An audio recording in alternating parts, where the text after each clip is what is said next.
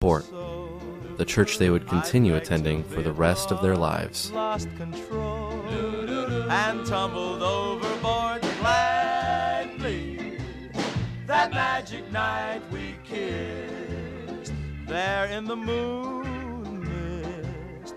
Oh, but your lips were thrilling, much too thrilling. Never before were mine so strangely willing. But now I see what one embrace. It was a simple reception. There was no liquor. It's got me loving you back. Fortunately for Dick and Janice, video cameras were rare in 1952. That fact allowed them to pull off one of the biggest shams the Hunsley family would never see. They couldn't shake a leg if their lives depended on it. We didn't dance, no. We pretended we were at the reception.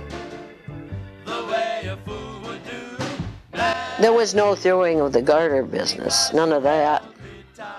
I think I threw my bouquet.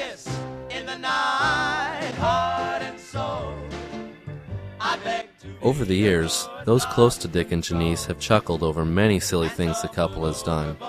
And it all started the moment they left the reception. We had that new blue Dodge. That's the only thing we had.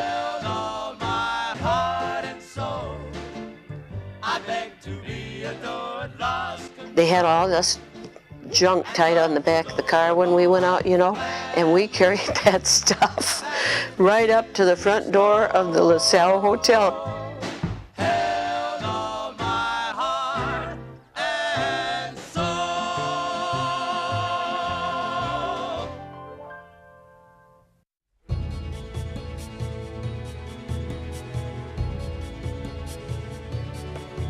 After they returned from their honeymoon, the couple enjoyed each other's company while Dick continued to work at Coleman Corporation.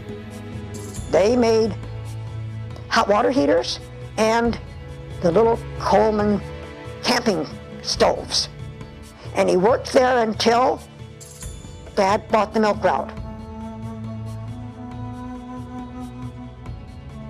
But the relative peace and harmony the couple enjoyed did not last long. You know, he was born 9 months after we were married. Gary was born on May 27th, 1953.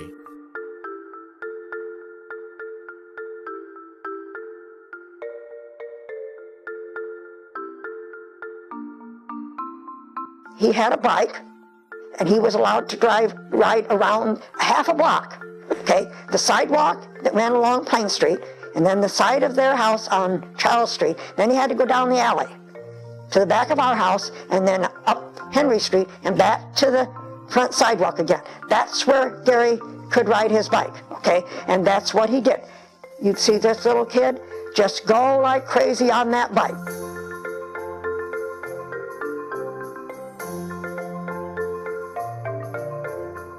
Not long after Gary was born, Dick left Coleman Corporation to join his father on the milk route.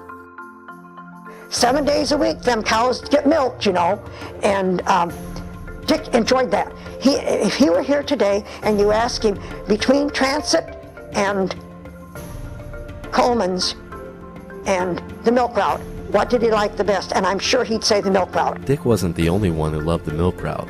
After all, the apple doesn't fall far from the tree. Gary grew up in that milk truck and got to loving trucks, and he's still trucking. He liked the milk route. With a new job came a new house. And it was on the other corner from Lawrence and Ina May, and they found out that house was going to be for sale and told us and said, hey, could you be interested in that right on the other corner from us? And we thought, well, you know, that might be kind of nice. Plus, a babysitter close by wouldn't be a bad thing, especially considering we had Christy when we lived on Plain, and Gary was 2 years old.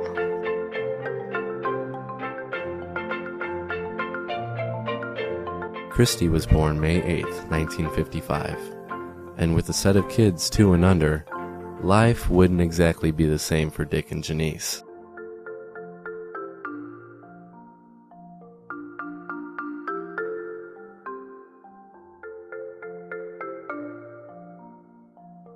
With 2 growing kids, Dick and Janice would quickly realize just how valuable living down the street from Lawrence and Ina Mae would be.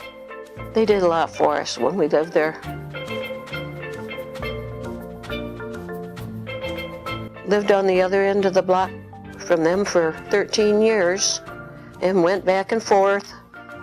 They helped us with the kids when we needed help. She gave Christy perms when she was a little kid, and she looked so cute.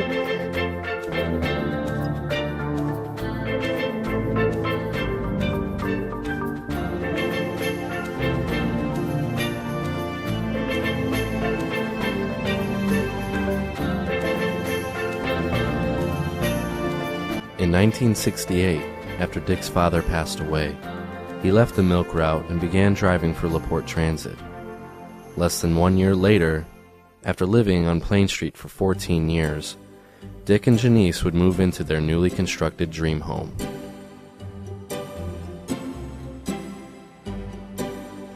Four and a half years later, on December 23, 1973, Dick and Janice would welcome their first grandchild, Philip.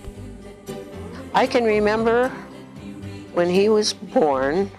Dick was so proud of that boy. Not long after he was born, we went uptown to Levine's Boston store, which is no longer there. Now it's an antique mall, and he had to carry the baby in, you know. And I can remember we went in there, and somebody we went to school with was working there, and he just took that baby right. He said, "Look, this is my first grandchild," and he was so proud of him. As usual, when his family needed him, Dick was there. Well, Dick had to kind of be grandfather and father, so to speak, of Philip for 7 years. Grandchildren were becoming quite popular when on January 29, 1977, Carrie was born.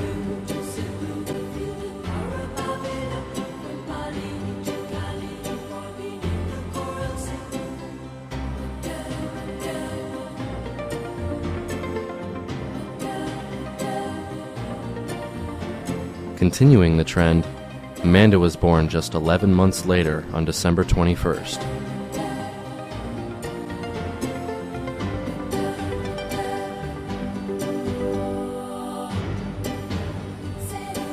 Even a blind man could see that Carrie and Amanda were going to be inseparable.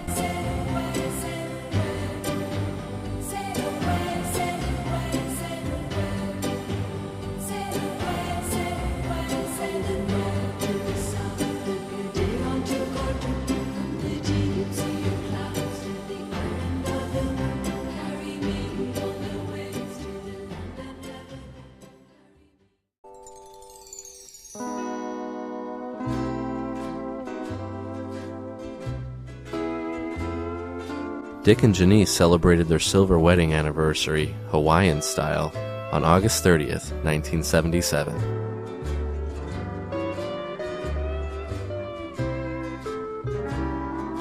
I wore a long, real pretty ivory dress.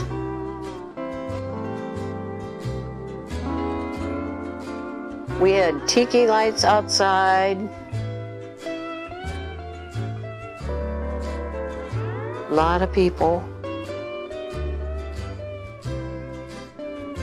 My mom's niece came from Elkhart to that, and we just had them parked all over here. Front yard was full and everything, and this niece and her husband, he was one that would say whatever he thought. He didn't care who was around. So some way or other, he's out here in the front yard after he got here directing traffic. While he's directing traffic, up comes a minister and his wife.